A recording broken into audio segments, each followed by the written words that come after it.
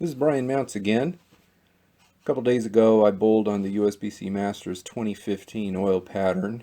I recorded my first thoughts on it, published it not too long ago, a couple days ago I think. Yesterday on the 12th I bowled on it again for the second time, so I figured I'd record it, go through my thought process, and show you a little bit of how I bowled the first 3 to 4 games along with my commentary.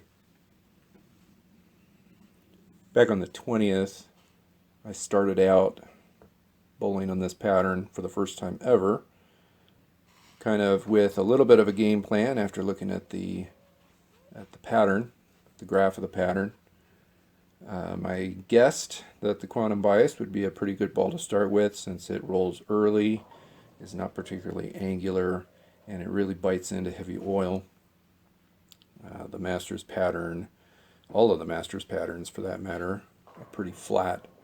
So that is a pretty good way to start out, just as a rule of thumb. Back on the 10th, I started out with about a 250 game, I think. Carried a couple things that probably shouldn't have carried. It wasn't that good of a game.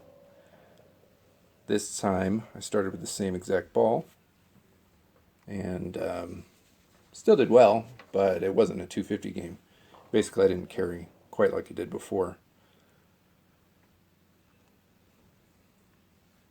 This time I started almost identical to the way I did on my first practice session. Started at the foul line at about 17, tried to cross at about 14 at the arrows, and if you look closely in the video, you'll see that I did that pretty well in the beginning. Carried a handful of high pocket strikes. That one right there, I flagged a spare. That was like one of 3 missed spares over 7 games in this practice session.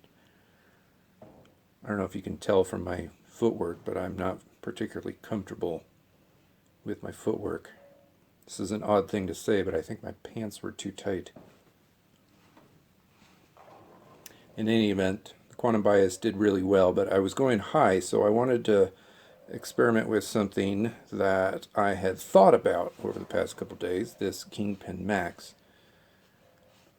It's a very similar ball reaction to the quantum bias, but it does go ever so slightly longer and hook ever so slightly less. So I switched to that at the end of game 1 and got a couple extra strikes out of that. But they're very similar balls. So this one, really every shot was kind of going high also. You'll see here coming up here in the second game that I decided to switch to something pearlized, something that reads really early, but it's still pearl. The magnitude 035 pearl. I think this is after this spare. No, I think one more frame here and I'm going to switch. Notice everything's just going high. So the mag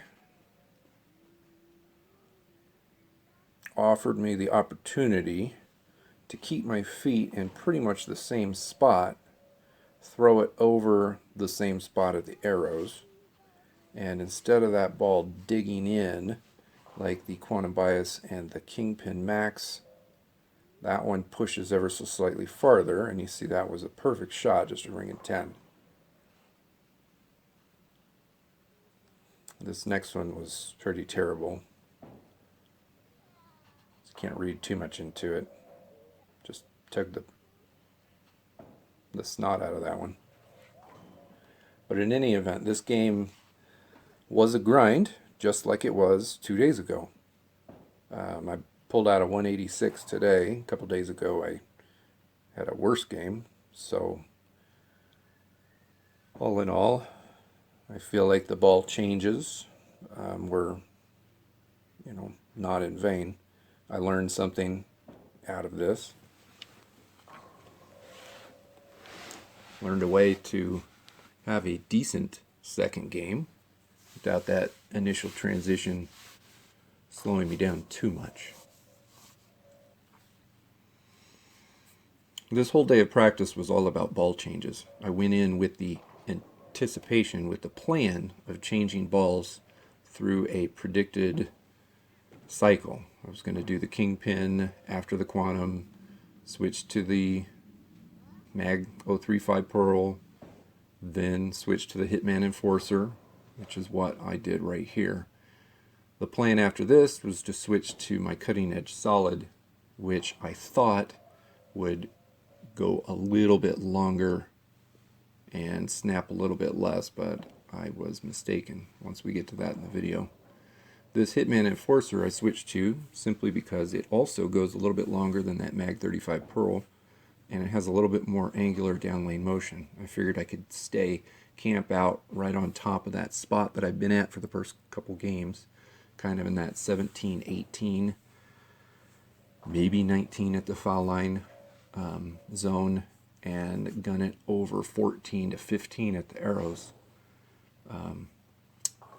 This third game with the Hitman Enforcer, it had some good moments, but the angularity a little bit later in the game was something that I wasn't too comfortable with. It just slides so long and then hit hard.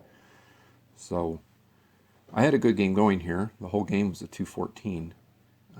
Near the end of the game, I think we're close to it here, I'm about ready to switch over to my cutting edge solid, which was the plan.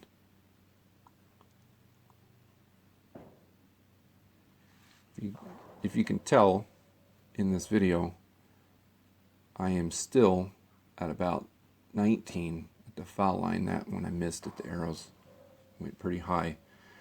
You could argue though that I didn't miss at the arrows, that